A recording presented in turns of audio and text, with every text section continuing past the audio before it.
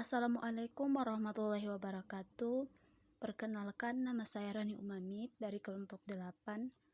Di sini saya akan mempresentasikan materi kami dengan judul Kondisi Ekonomi Rusia setelah tahun 1914. Reformasi Ekonomi.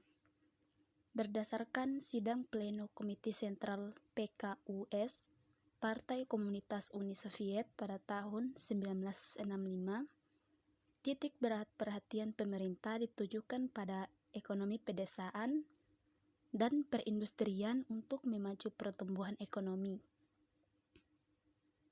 Reformasi ini bukannya berhasil memajukan ekonomi masyarakat desa, justru memicu urbanisasi karena melemahnya ekonomi pedesaan. Keadaan yang tak kunjung membaik ini mengakibatkan stagnasi ekonomi hingga pertengahan tahun 1980-an, negara tersebut mengalami krisis ekonomi. Penyebab lain dari krisis ekonomi di Rusia adalah yang pertama, Perang Dingin. Pasca Perang Dunia II tahun 1939 sampai 1945, terdapat dua kekuatan baru di dunia, yaitu Amerika Serikat dan Uni Soviet.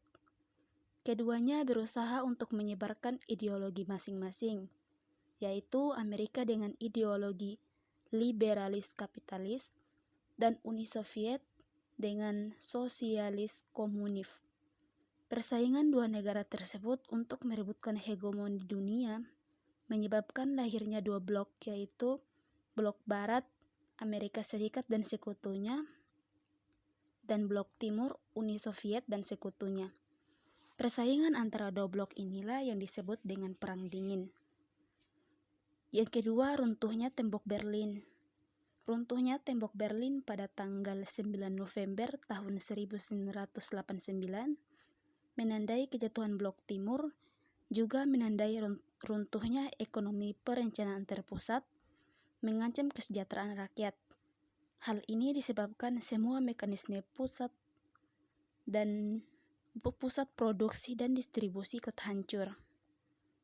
Kemudian pada tahun 1992, reformasi ekonomi di Rusia mulai dijalankan lagi dengan harapan transformasi ke ekonomi pasar, dan lebih tepat, reformasi ini berhentikan tiga komponen utama. Yang pertama, stabilisasi mikro, yaitu kebijakan uang ketat yang ditujukan untuk menekan inflasi dan impor.